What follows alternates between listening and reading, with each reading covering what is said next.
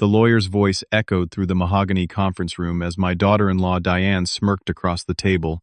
3 weeks since, I buried my son Marcus, and she'd already thrown my belongings onto the sidewalk like garbage. "Hope you enjoy being homeless," she whispered loud enough for everyone to hear, "because I made sure you get nothing." The lawyer cleared his throat. "There's one final section." Her face went from triumphant to confused as he began reading. Then her eyes rolled back, and she collapsed onto the Persian rug below. Let me back up just a moment to explain how I ended up in that conference room at Patterson & Associates, a law firm in downtown Philadelphia that smelled like old money and polished wood. My name is Ron, and I'm 67 years old. I taught high school history for 42 years before I retired. My son Marcus was my entire world after my wife passed away from cancer 12 years ago. He was 38 when his heart gave out. Just stopped. No warning. One minute he's running his construction company, the next minute he's gone. Diane, his wife of 6 years, didn't even wait for the funeral flowers to wilt before she changed the locks on the house Marcus and I had shared for the last 3 years. See, after Marcus married Diane, he insisted I move in with them. Said the house was too big for just 2 people, and he worried about me living alone. I'd sold my little place and moved into their guest room. It felt good, being close to my boy. Then Marcus died, and everything changed. Diane packed my clothes in garbage bags and left them on the curb. Threw out my photo albums. Destroyed my wife's china that I'd been storing in the attic. When I tried to talk to her, she slammed the door in my face. I spent 3 weeks sleeping in my old pickup truck in a Walmart parking lot, washing up in gas station bathrooms, trying to figure out what I'd done to deserve such cruelty. So there I sat in that law office, wearing the only clean shirt I had left, my hands shaking from exhaustion and grief. Mr. Harold Patterson, the lawyer, was 55 and built like he'd never missed a meal. He had silver hair and reading glasses that kept sliding down his nose. Diane sat across from me in a designer black dress, dripping with jewelry Marcus had bought her. Her makeup was perfect. She looked like she was attending a cocktail party, not her husband's will reading. Her sister Crystal was there too, 35 years old, with worried eyes that kept darting between Diane and me. She looked uncomfortable, like she didn't want to be there. And there was some estate executor whose name I didn't catch. A thin man in a gray suit who kept checking his watch. The room felt heavy with tension. Diane had been gloating since we sat down, making little comments about how she'd already picked out new furniture for the house, how she was planning to sell Marcus's truck, how she'd finally be free to live her life the way she wanted. That's when Mr. Patterson cleared his throat and said those words. "There's one final section." Diane's smirk faltered. She leaned forward. Mr. Patterson read slowly, carefully.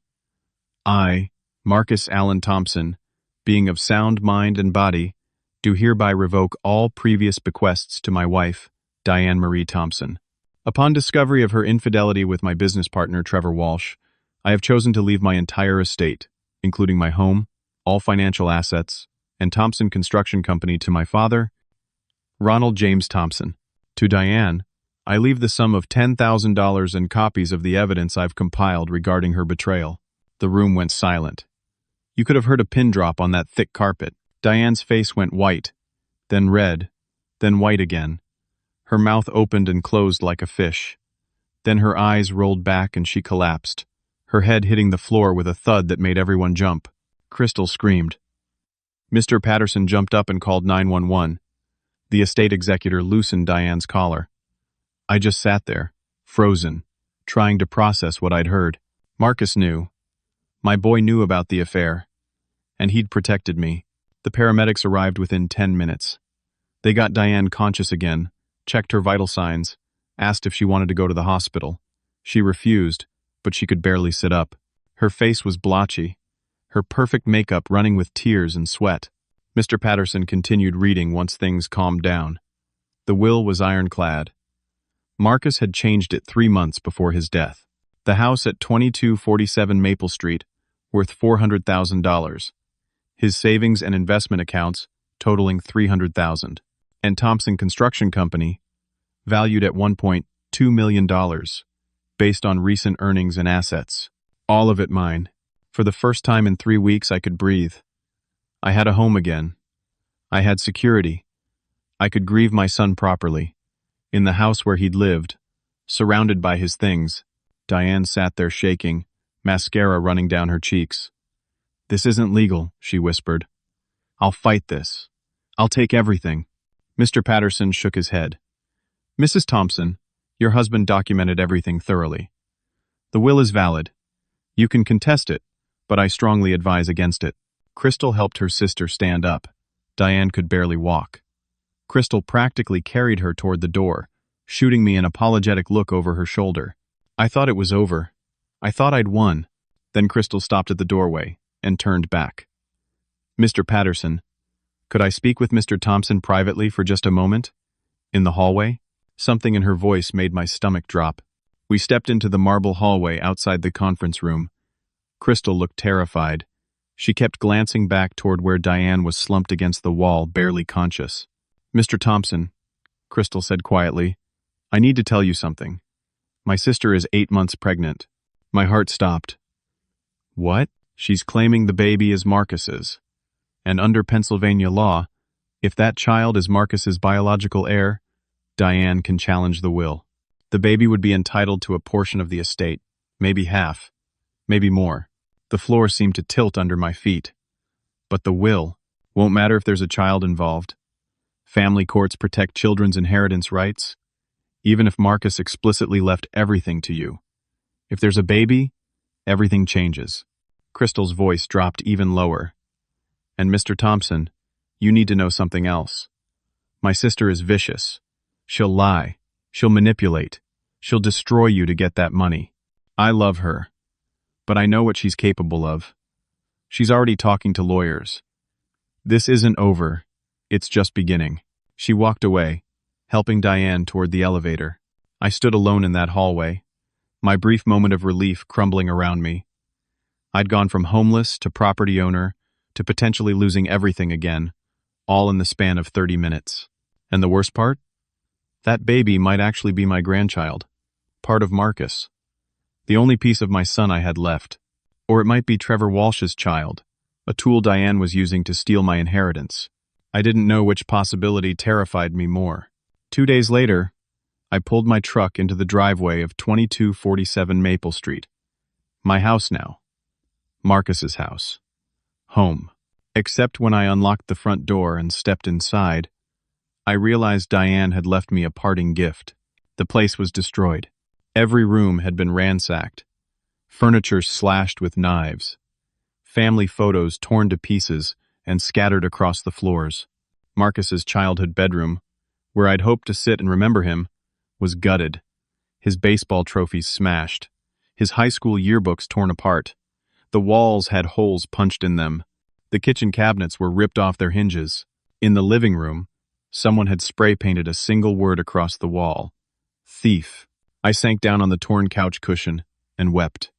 Not quiet crying, but gut-wrenching sobs that shook my whole body. This was where Marcus had lived. Where we'd had our last breakfast together, 3 days before his heart attack. Where we'd watched football on Sundays and argued about politics and laughed at stupid commercials. Now it looked like a crime scene. I spent that whole day cleaning up shredded photographs, trying to salvage anything of value. I found a few pictures that weren't completely destroyed. A photo of Marcus at age 7, holding his first fishing rod. One of him and his mother on his high school graduation day. I pressed them flat and set them aside like precious artifacts. The next morning I heard trucks pulling up outside. Through the window, I saw 3 white pickup trucks with Thompson Construction logos on the doors. A dozen men climbed out, all wearing work boots and worried expressions. I met them on the front porch. I recognized most of them from when I'd visited Marcus at work sites. Good men. Hard workers. The oldest one, a stocky guy named Paul Rodriguez with gray at his temples, spoke first. "Mr. Thompson, we need to talk to you about the company." We sat in the destroyed living room, and they told me the truth. Trevor Walsh had been stealing from Thompson Construction for 8 months. Fake invoices, phantom subcontractors, equipment purchases that never happened. Money just disappearing into accounts Paul and the others couldn't access. "We tried to tell Marcus," Paul said, his voice heavy with guilt. "About 3 months ago, we noticed something wasn't right. Marcus started investigating. He told us he'd handle it. Then he died, and Trevor disappeared the next day. Just vanished. A younger guy named Jake Murphy, maybe 30 years old with red hair and freckles, pulled out a folder. "Mr. Thompson, we went through the books. The company's almost bankrupt. There's enough to make payroll this Friday, but after that, there's nothing. If we don't get paid, we've got to find other work. We all have families." My throat went tight. "How much does the company owe you all?" Paul did the math. "This week's payroll is $18,000 for all of us. Then there's suppliers we owe, rent on the equipment yard, insurance. Without a cash infusion of at least $50,000 in the next month, Thompson Construction is finished." I looked around at their faces. These men had been loyal to Marcus. Some had worked for him for 10 years. And now they were depending on me, a retired teacher who knew nothing about running a construction company. "Give me a few days," I said. "I'll figure something out." They left, but their worry hung in the air like smoke. I called Mr. Patterson that afternoon. He confirmed my fears. The business was technically an asset, but it was a liability too. The debts came with it. If I couldn't make it profitable, I'd lose everything. "Can I sell it?" I asked. "You can try, but in its current state you won't get much. Maybe $100,000 if you're lucky. And that's before you pay off the debts." I spent 3 days trying to find a buyer. I contacted every construction company in the Philadelphia area. Most weren't interested.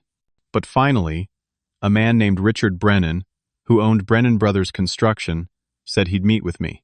We met at a diner on Roosevelt Boulevard. Richard was 62, built like a bulldog, with hands scarred from a lifetime of physical work. He looked over the company's financials, asked smart questions, and finally nodded. "I'll give you $200,000. That'll cover your debts and leave you with something." It's a fair price given the circumstances. Relief washed over me. $200,000 wouldn't replace the $1.2 million the company was supposed to be worth, but it was something. I could pay the workers, close down cleanly, and still have the house and Marcus's other assets. "Give me 24 hours to finalize things with my accountant," Richard said, "and we'll sign papers." That night, I slept better than I had since Marcus died. Things were going to be okay. The next morning, Richard called. His voice was cold. "I'm out. Deal's off." "What?" "Why? I got a call last night. Anonymous. Someone told me your company has hidden liabilities. Pending lawsuits from contractors. Safety violations that could result in massive fines. I can't risk it. I'm sorry." He hung up. I called 2 other potential buyers. Both had received similar anonymous calls. Both backed out. Someone was sabotaging me. I drove to the apartment where Diane had been staying, according to the address Crystal had given me. It was a luxury place in Center City, the kind of building with a doorman and marble floors. How was she affording that on Marcus's $10,000 bequest? The doorman wouldn't let me up. Miss Thompson left instructions. "You're not welcome here, sir." I tried calling her. Blocked number. I tried texting. No response. That evening, Crystal called me. "Ron, I need to warn you. Diane's working with Trevor. He didn't disappear. He's hiding, and she's been in contact with him.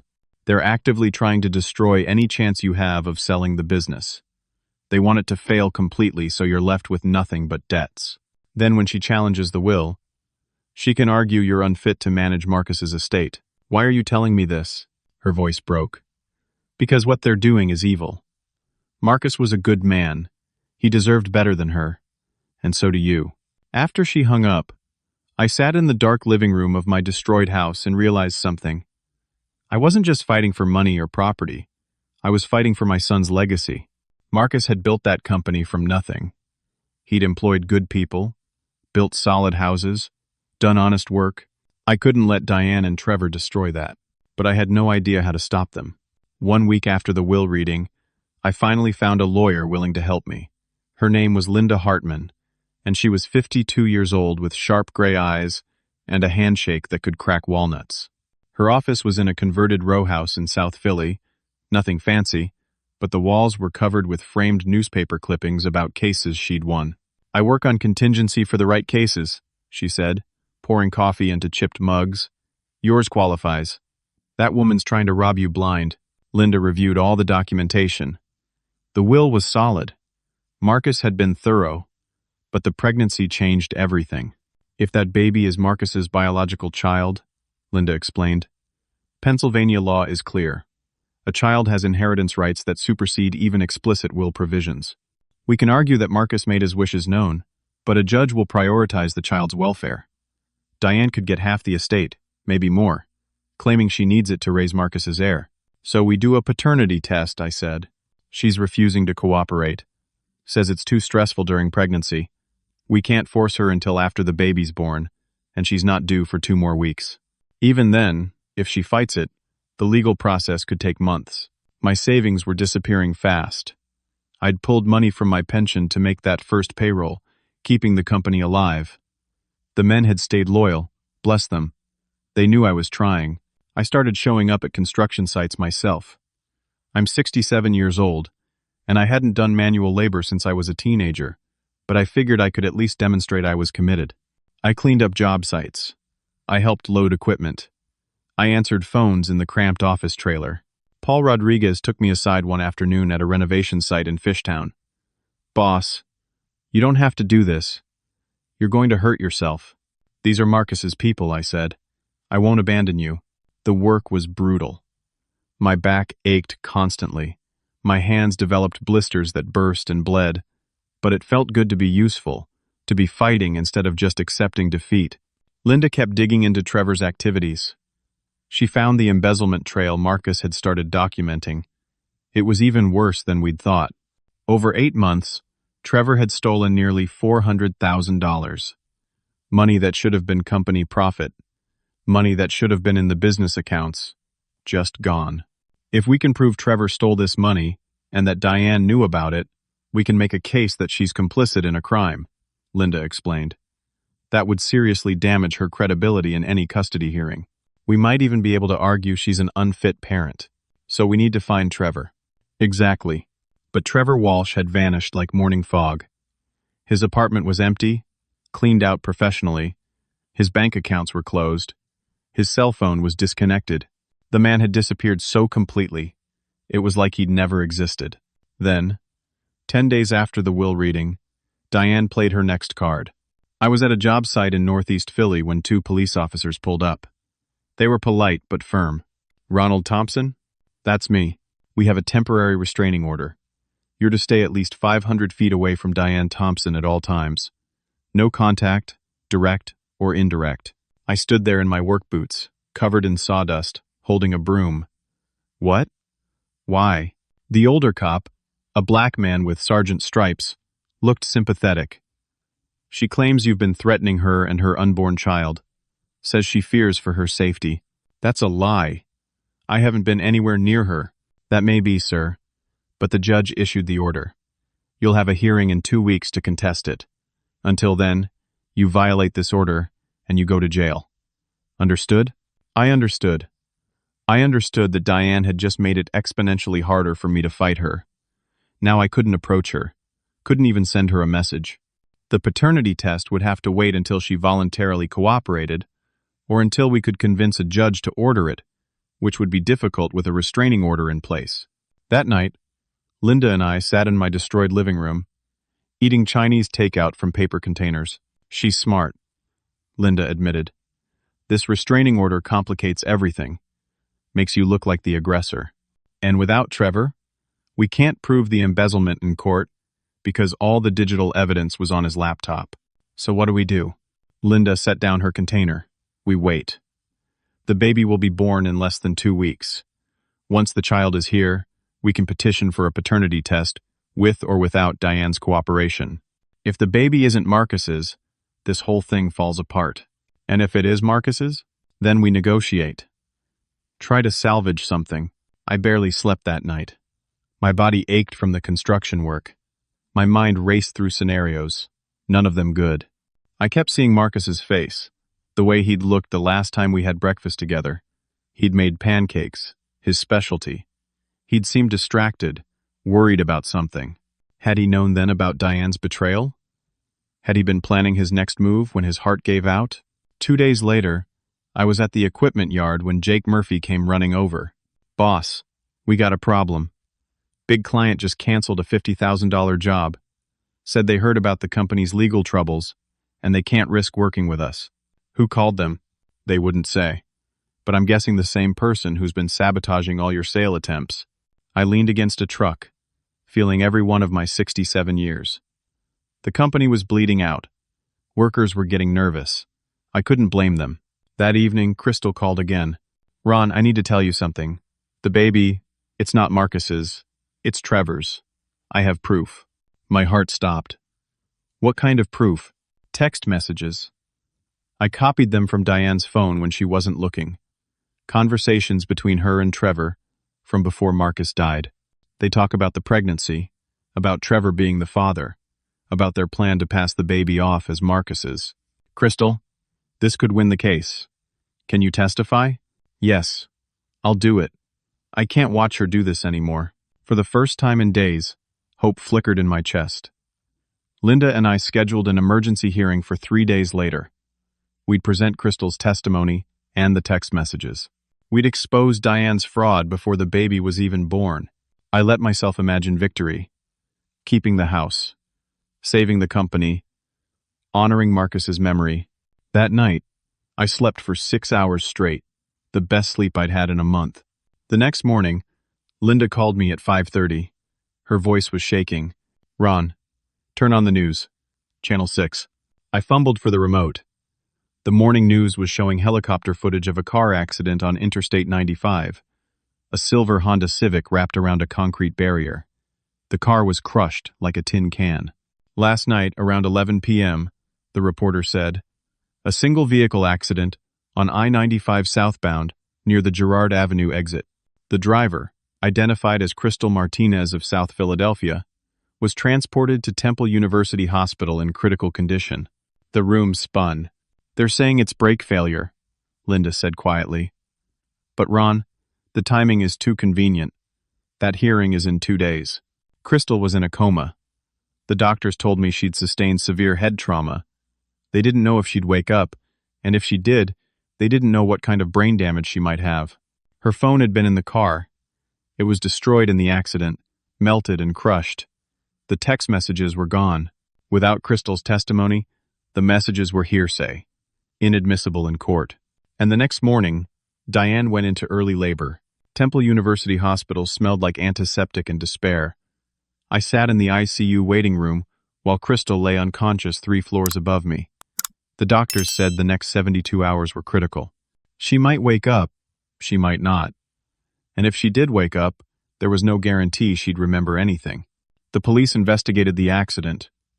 Brake failure, they concluded. The brake lines had corroded and ruptured. Just bad luck, they said. 1 in a million chance. But I'd been around long enough to know that sometimes bad luck has help. Linda tried to salvage our legal strategy. Without Crystal's testimony, without the text messages, we had nothing concrete. Just suspicions and theories. "We'll petition for a paternity test the moment the baby's born," she said. "That's our only play now." The baby arrived 2 days later, 3 weeks early. A girl, 6 pounds, 8 ounces. Perfectly healthy, according to the hospital staff. Diane named her Sophia. Posted photos on social media within hours. Her and the baby. Caption reading Marcus's precious gift to me. I felt sick looking at those photos. That tiny infant, caught in the middle of all this ugliness. If she was Marcus's daughter, she was my granddaughter. My only connection to my son. If she was Trevor's, she was a pawn in Diane's game. I didn't know which possibility hurt more. Linda filed for a court-ordered paternity test immediately. Diane's lawyers fought it, arguing it was an invasion of privacy and unnecessary stress on a new mother. The judge scheduled a hearing for 3 days later. In the meantime, the construction company was dying. We'd lost 3 major clients due to the anonymous tips about legal troubles. Payroll was due again in 4 days, and I didn't have the money. I'd drained my pension fund. My savings were gone. I had maybe $2,000 left to my name. Paul Rodriguez and the other workers gathered in the office trailer one afternoon. They looked exhausted and worried. "Boss," Paul said gently, "we know you're trying. But we've got families. We've got mortgages. If you can't make payroll, we've got to start looking for other work." "I understand," I said, and I did. These men had been more loyal than I had any right to expect. "Give me 1 more week. If I can't turn this around by then, I'll help you all find positions with other companies. I won't leave you hanging." They nodded and filed out, but I could see it in their faces. They were already updating their resumes, already making calls. Thompson Construction was finished. That night, desperate and half crazy from stress, I hired a private investigator. His name was Frank Delgado, 58 years old, former Philadelphia police detective who'd gone private after taking early retirement. He had a small office above a cheesesteak shop on Passyunk Avenue, walls covered with filing cabinets and old coffee stains on the carpet. "I need you to find Trevor Walsh," I said, sliding an envelope across his desk. It contained $800, nearly the last money I had. He disappeared right after my son died. I think he's still in the area. Frank was a short, stocky man with a shaved head and tired eyes. He looked at the envelope, then at me. "Level with me. Why do you think he's local?" "Because he set a woman's brake lines to fail 3 days ago. Because he's been making anonymous phone calls sabotaging my business." "You can't do that from another country." Frank studied me for a long moment, then took the envelope. "I'll see what I can find. 3 days of work. That's what this buys you." He called me 72 hours later. "I've got nothing. This guy's a ghost. No credit card activity, no cell phone pings, no sightings. Either he left the country or he's dead." I'm sorry. Another dead end. Another failure. The paternity test hearing arrived. I sat in a courtroom that smelled like furniture polish and broken dreams. Diane was there with her lawyers. 3 of them, in expensive suits. How was she paying for this kind of legal firepower? The judge was a woman in her 60s named Patricia Morrison. She had the weary expression of someone who'd seen too many families destroy each other over money. Linda argued our case. The will was clear.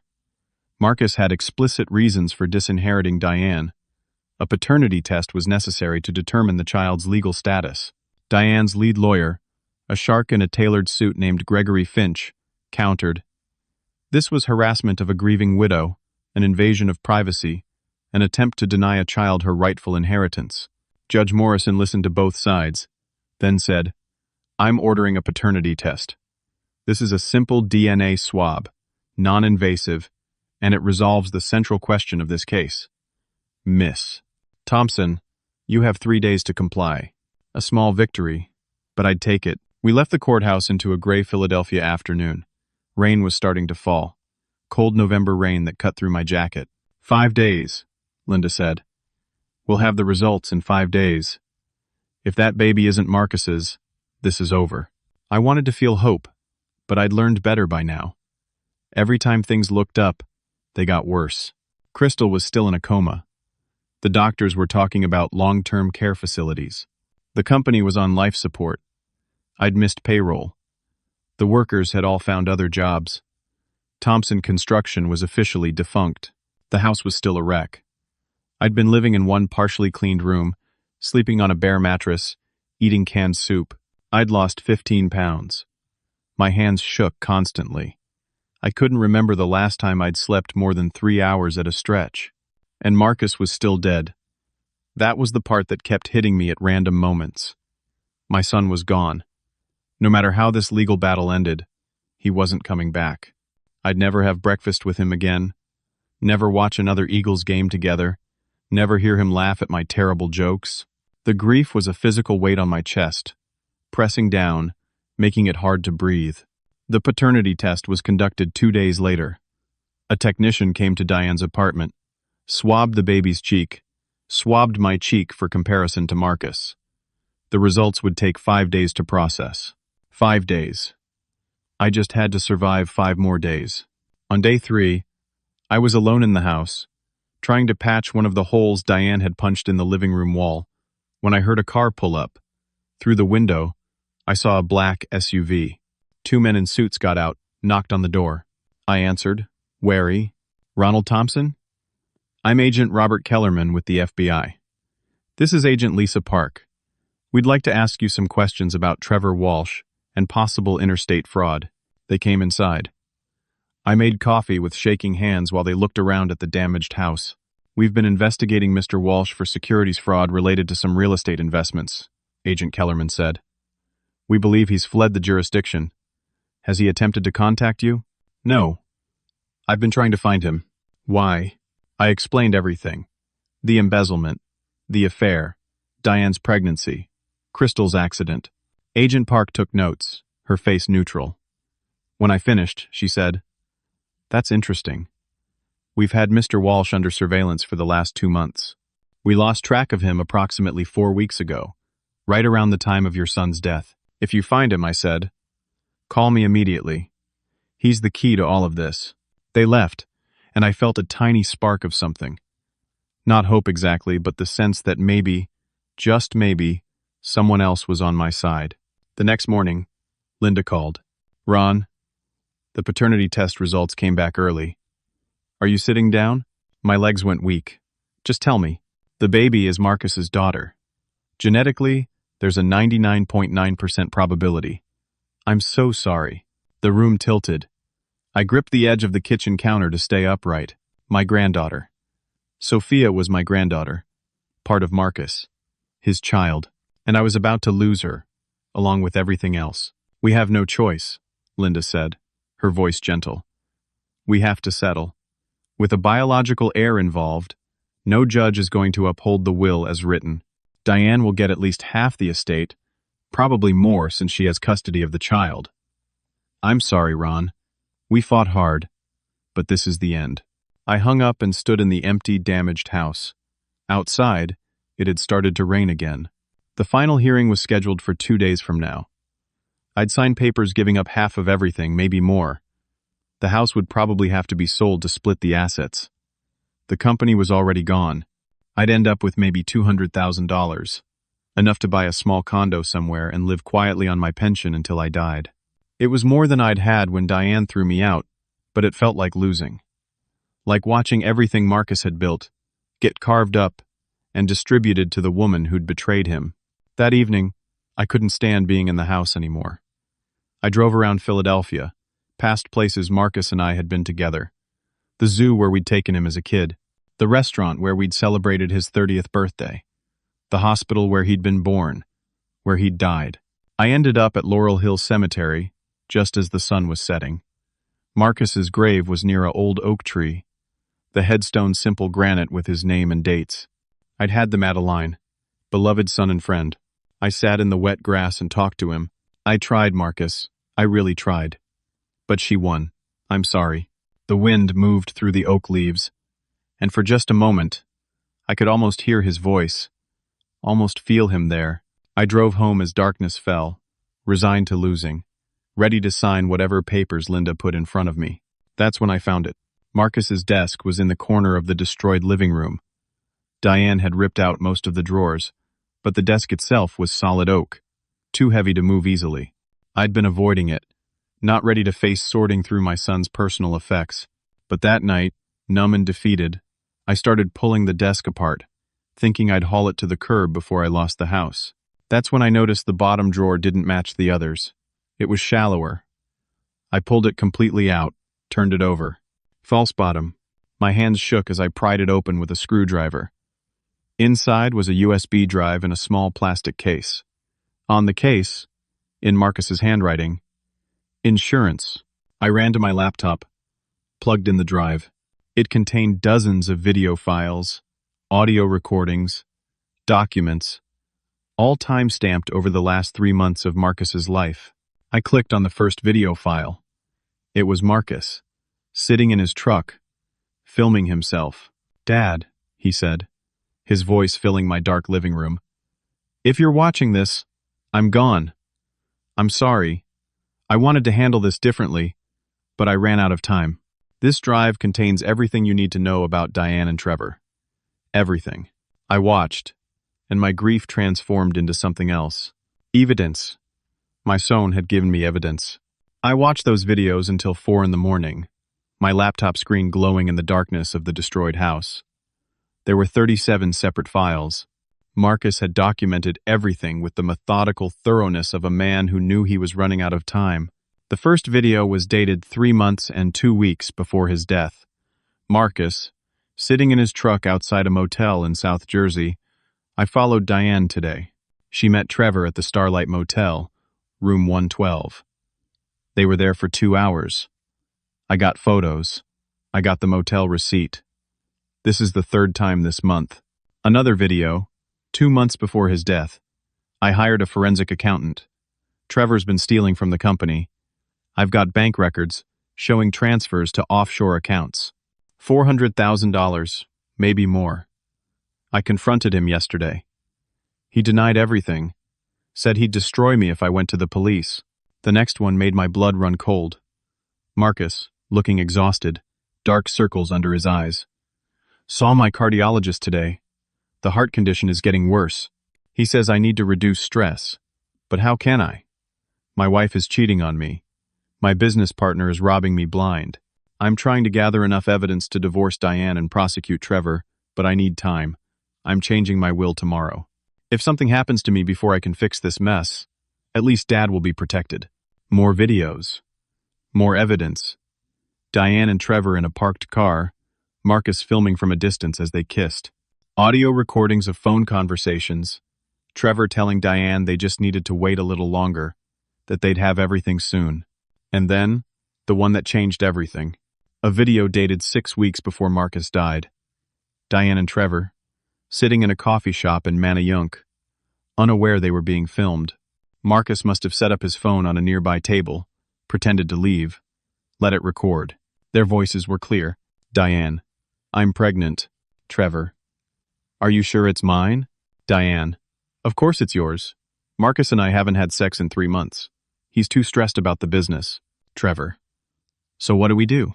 Diane, we wait. Marcus's heart condition is getting worse. His doctor told him he needs to reduce stress or he's at serious risk. So, we stress him. We push him. And when he dies, I inherit everything as his widow. Then we're set. Trevor, what if he doesn't die? What if he divorces you first? Diane, then we go to plan B. We make the company fail. Make him look unstable. We can always fight a divorce. And with a baby coming, I'll get half of everything anyway. Either way, we win. I had to pause the video. My hands were shaking so hard I could barely control the mouse. They'd talked about my son dying like it was a business strategy, like they were planning a vacation. There were more files. Documents showing how Trevor had systematically destroyed the company's finances. Emails between Diane and Trevor mapping out their plan. Photos, receipts, bank statements. Marcus had built an ironclad case. He'd known he was sick. He'd known time was running out. And he'd protected me the only way he could. I called Linda at 6 in the morning. She answered on the first ring. Voice groggy. Ron? What's wrong? I found it. I found everything.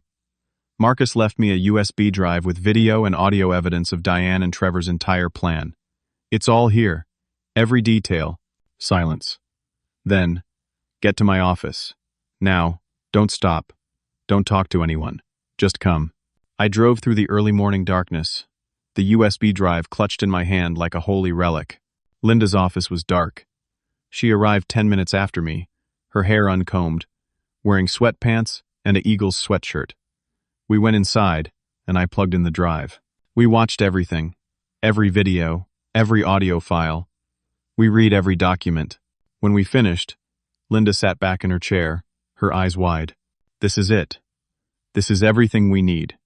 The baby's paternity, the embezzlement, their plan to let Marcus die from stress, their fraud, all of it. Ron, this doesn't just win your case. This puts them in prison. Can we use it in court? Absolutely. It's admissible. Marcus documented everything legally. Timestamps, locations, proper chain of custody. This is devastating evidence. She was already typing on her computer. We have the hearing in 2 days. I'm filing an emergency motion right now. The judge needs to see this before she makes any ruling. For the first time since Marcus died, I felt something other than grief and exhaustion. I felt hope. Real, solid hope. We've got them, Linda said. her fingers flying over the keyboard. "They're finished." That afternoon, Crystal woke up. The hospital called me at 3 o'clock. "Mr. Thompson? Crystal Martinez is conscious and asking for you." I drove to Temple Hospital faster than I should have. Crystal was sitting up in bed, bandaged and pale, but awake, alert. "Ron," she whispered when I walked in, "did Diane do this to me? We think Trevor tampered with your brakes, but we can't prove it yet." I backed up the text messages. Her voice was weak, but clear. Before the accident, I was scared something might happen. I uploaded copies to a cloud account, and I made a video explaining everything. It's all still there. "Crystal, Marcus left evidence too. We've got them. The hearing is in 2 days." Tears ran down her face. "Good. I want to testify. I want to tell everyone what she did." Linda arrived an hour later. Crystal gave her the cloud account credentials. We downloaded everything. The text messages between Diane and Trevor, Crystal's video testimony, explaining how she'd found the messages and what they meant. Combined with Marcus's USB drive, we had an overwhelming case. "This is going to be ugly," Linda warned us both. "When we present this evidence, Diane's going to be arrested. She's going to prison. That baby is going to lose her mother." "The baby deserves better than Diane anyway," Crystal said quietly. "I'll take her. I'll raise Sophia. She's my niece. I won't let her go into the system." We spent the next day preparing. Linda drafted a comprehensive brief with every piece of evidence attached. We made backup copies of everything. 3 USB drives, cloud uploads, printed documents. Nothing was going to disappear this time. The night before the hearing, I sat in the house that was finally, truly mine. The evidence was safe. The case was solid. Justice was coming. I let myself imagine the hearing. Diane's face when she saw the videos. The judge's reaction. The police taking her away. I slept 6 hours that night. The best sleep I'd had in a month. I woke up at 1:53 in the morning to the smell of smoke. The house was on fire. The smoke alarm was screaming.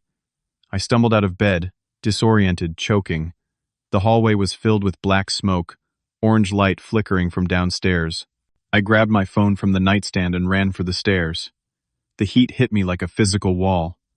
The first floor was an inferno. Flames crawled up the walls, consuming everything. I couldn't get down the stairs. The fire was too intense. I ran back to the bedroom, slammed the door, stuffed towels under the crack. My windows faced the backyard. I was on the second floor, maybe 15 feet up. I called 911, gasping out the address between coughs. Then I opened the window, knocked out the screen, and jumped. I hit the ground wrong. Pain exploded through my left ankle and both hands as I tried to break my fall. But I was alive. I crawled away from the house, across the wet grass, as flames poured out of the first floor windows. Sirens approached. Fire trucks, police cars, an ambulance. Neighbors appeared in bathrobes and pajamas. I sat on the curb, shaking, watching Marcus's house burn. The firefighters worked for 2 hours. They saved the structure, but the inside was destroyed. Everything was smoke damage and water damage and fire damage. The ground floor was a blackened shell. A fire marshal named Tom Douglas took my statement, while a paramedic bandaged my hands and examined my ankle. Second-degree burns on my palms from where I'd tried to break my fall. Sprained ankle, not broken. Smoke inhalation, but not severe. "Mr. Thompson," Douglas said, his face grim, "this fire was deliberately set. We found evidence of accelerant. Someone poured gasoline in multiple locations on your first floor and lit it. This was arson." My laptop had been on the kitchen table. The USB drive next to it. I'd been reviewing the evidence one more time before bed. Both were gone now. Melted plastic and destroyed circuitry in the burned-out kitchen. "The evidence," I said, my voice hoarse from smoke. "All my evidence is gone." Douglas looked confused. "Evidence of what?" I explained about the will case. The hearing scheduled for this morning. The USB drive Marcus had left me. Douglas wrote everything down, but I could see it in his face. Without the actual evidence, I had nothing. Just my word about what I'd seen. Linda arrived at the house at 4 in the morning. She looked at the destroyed building, at my bandaged hands, at my face. The backups, she said. Please tell me you made backups. You have copies. The brief you filed yesterday. The brief is with the court, but I don't have the actual video and audio files. I referenced them, but I didn't attach them. The files were too large for the electronic filing system. I was going to bring the USB drive to court myself this morning. We stared at each other in horror. We still have Crystal's testimony, Linda said. And her video. And the text messages she backed up. Will that be enough? I don't know. The hearing was at 9:30. I couldn't go home because I didn't have a home anymore.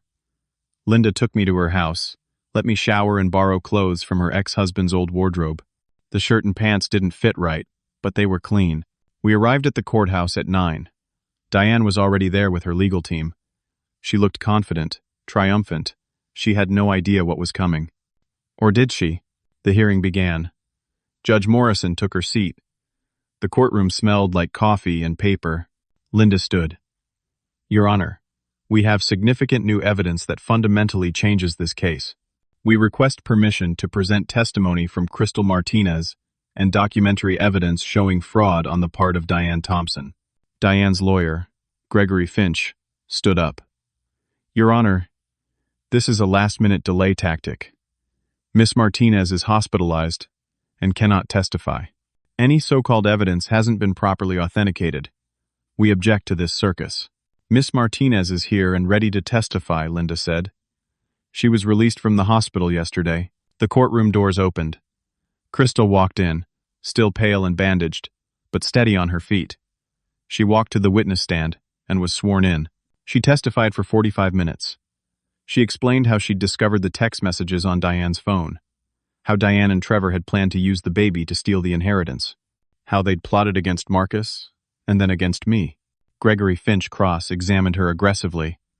Miss Martinez, isn't it true you've been estranged from your sister for years? Isn't this testimony motivated by family grudges rather than truth? I loved my sister, Crystal said, her voice steady. But what she did was wrong. Marcus Thompson was a good man. He didn't deserve what she did to him. Where are these alleged text messages? Do you have them? Crystal nodded.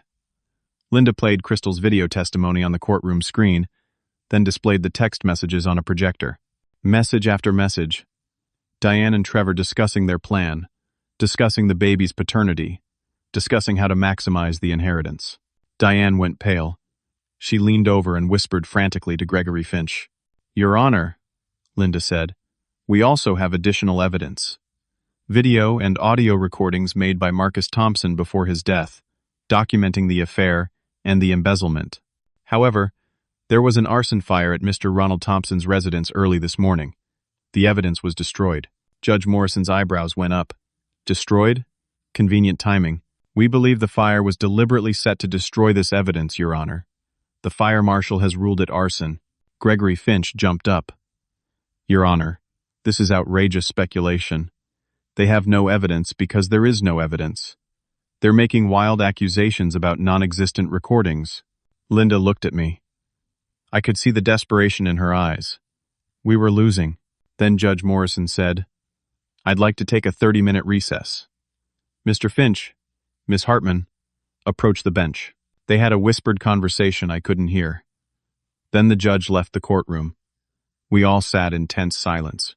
20 minutes later, the courtroom doors opened again, and Trevor Walsh walked in, hands cuffed, flanked by 2 FBI agents. Agent Robert Kellerman, the man who'd questioned me days ago, walked up to Linda.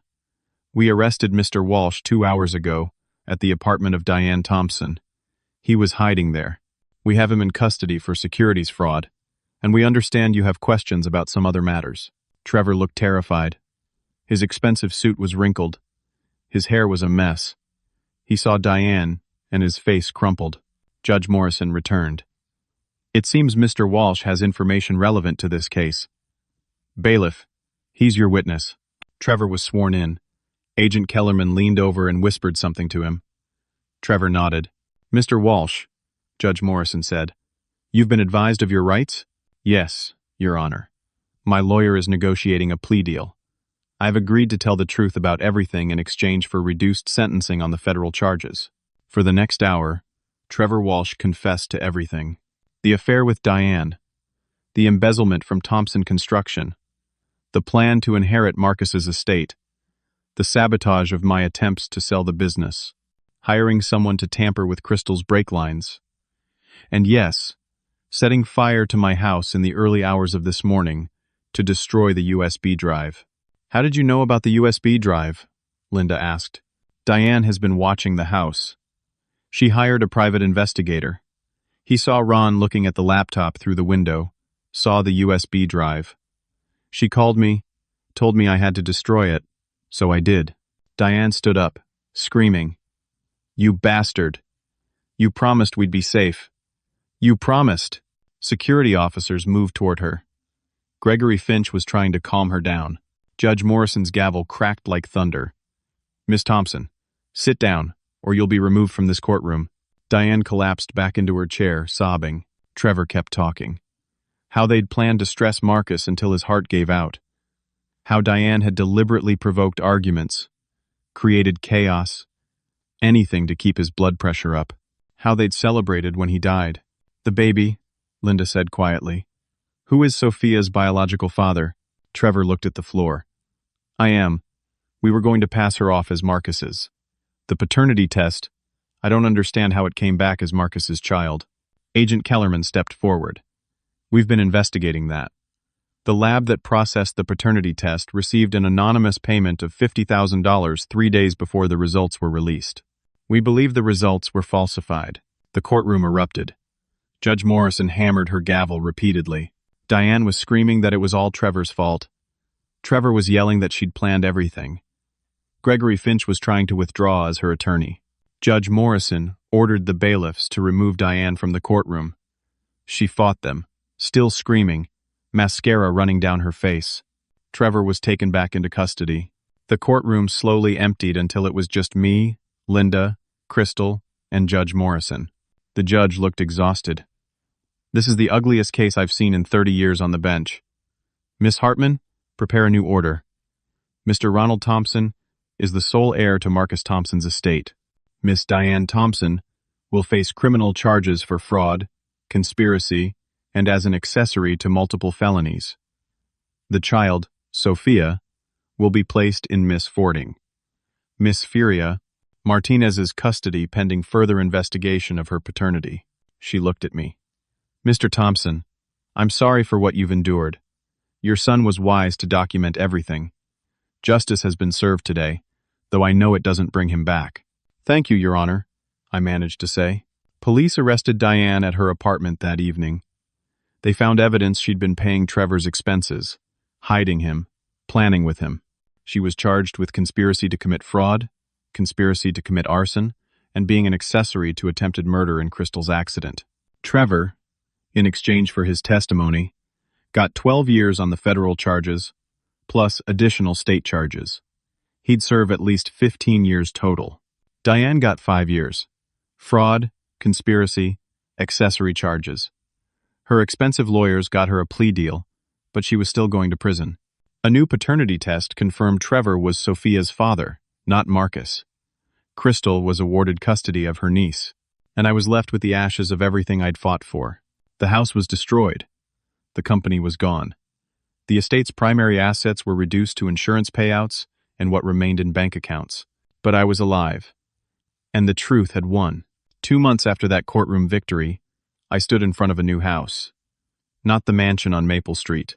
This was a simple 2-bedroom ranch in a quiet neighborhood in East Falls, bought with the insurance money from the fire. It had a small porch, a tidy yard, and it felt like home in a way the big house never really had. Thompson Construction was officially dissolved. I couldn't save it, but I'd paid every worker what they were owed from the estate funds.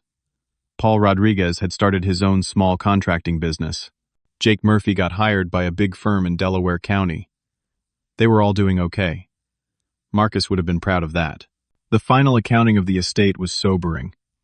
After legal fees, damages, debts, and expenses, I ended up with about $380,000. The house had cost $150,000. I put the rest in careful investments, and my pension would cover my daily needs. It wasn't the $1.2 million business Marcus had built. It wasn't the $400,000 house, but it was honest money, and it was mine. Crystal came by every Sunday with Sophia. The baby was 5 months old now, healthy and happy. She had Trevor's eyes, unfortunately, but she had Crystal's gentle spirit. We'd sit on my new porch, rocking in chairs I'd bought at a yard sale, and Crystal would let me hold my not-quite-granddaughter while we talked. "I'm raising her to know about Marcus," Crystal told me one afternoon. "Not Trevor. Trevor doesn't get to be her father. Marcus loved her mother once, and that's worth something. She'll know there was a good man who tried to do right." "Thank you," I said, my voice thick. Linda Hartman became a friend. She still calls every week to check on me. She never charged me her full fee, said the publicity from the case brought her more business than she could handle. We have lunch once a month, at a diner on Passyunk Avenue. I started volunteering at a legal aid clinic, helping other people who were being taken advantage of by family members after deaths. I'd learned enough about estate law to help folks navigate the system. It felt good to use what I'd been through to help others. Some evenings, I drive to Laurel Hill Cemetery and sit by Marcus's grave. I tell him what's happening in my life. Tell him about Sophia's first tooth, about Paul's new business, about how I'm doing okay. The grief is still there. It probably always will be, but it's not the crushing weight it was those first weeks. Now it's more like a constant companion, a reminder that I loved deeply and was loved in return. I've spent a lot of time thinking about what I learned through all of this. I learned that evil people count on good people giving up. Diane and Trevor's entire plan was based on exhaustion and despair breaking me down. They figured an old man, grieving his son, broke and homeless, would just accept defeat. They were almost right. I came so close to giving up. Those nights in my truck, those days working construction until my body screamed, those moments when I wanted to just walk away and let them have everything, they counted on that.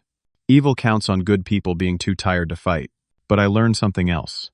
I learned that sometimes you have to fight even when you're exhausted, even when victory seems impossible, even when you're 67 years old and sleeping in your truck. Marcus knew that. He prepared that USB drive because he understood that truth doesn't always win on its own. You have to document it, protect it, fight for it. Even when you're sick and dying and running out of time, you fight. I also learned that good people are everywhere if you look for them. Crystal, who betrayed her own sister to do what was right. Linda, who believed in me when I had nothing. Paul and the construction workers, who stayed loyal when they had every reason to leave. Agent Kellerman and the FBI, who kept investigating when local police had moved on. Even Frank, the private investigator, who couldn't find Trevor but who tried his hardest with the little money I could pay him. He called me after the trial, refused to take payment for those final days of searching, said he was glad justice won. The hardest lesson was about the people we love. Marcus loved Diane, really loved her. He'd bought her that jewelry, planned a future with her, trusted her completely, and she'd used that love to destroy him. That baby girl, Sophia, she didn't ask to be born into this mess. She lost her biological father to prison and her mother to her own greed. Now it's my job, and Crystal's job, to make sure she grows up knowing that good people exist, that love and loyalty and honesty matter. I'm 67 years old. I didn't expect to rebuild my entire life at this age. My back still aches from those weeks doing construction work. My hands have scars from the burns I got escaping that fire. I wake up some mornings and can't believe I'm still here, still standing, still fighting. But that's the point, isn't it? You keep standing, you keep fighting, you keep believing that truth and justice matter, because if you give up, people like Diane and Trevor win, and they don't deserve to win. Marcus taught me that, even in death. He taught me that you prepare, you document, you fight for what's right, even when your own heart is failing. He taught me that love means protecting the people who matter, even if you won't be there to see them safe. I miss him every single day. Every morning when I wake up, there's a moment before I remember he's gone. Then reality crashes back and the grief hits fresh. But I'm learning to live with it. Learning that grief is just love with nowhere to go. So now I sit on my little porch in my modest house, and I watch Crystal push Sophia in a stroller up my walkway. The baby's laughing at something, pure innocent joy. She doesn't know about the ugliness that surrounded her birth. She just knows her Aunt Crystal loves her, and that an old man named Ron holds her gently and sings off-key lullabies. Life isn't what I expected, but it's good. It's honest. And my son would be proud. That's enough. That's more than enough. To anyone listening to this story, I want to ask you something. Have you ever had to fight for what's right when everyone expected you to give up? Have you ever been in a position where doing the right thing was the hardest thing you could possibly do? I'd love to hear your stories in the comments below. Your experiences matter, and maybe sharing them can help someone else who's going through their own battle. If this story meant something to you, if it gave you hope or reminded you that justice can win, even when things look darkest, please hit that like button. Subscribe to hear more stories about real people facing real challenges. Share this with someone who might need to hear that they're not alone in their fight. And remember, when life knocks you down and everything seems lost, you have a choice. You can stay down, or you can stand back up. It won't be easy. It'll hurt. You'll want to quit 1,000 times. But on the other side of that fight, there's peace. There's justice. There's the knowledge that you didn't let the bad guys win. Thank you for listening to my story. I hope it helps you in whatever battle you're facing. Stay strong, keep fighting, and never, ever give up on doing what's right. Take care of yourselves, and take care of each other.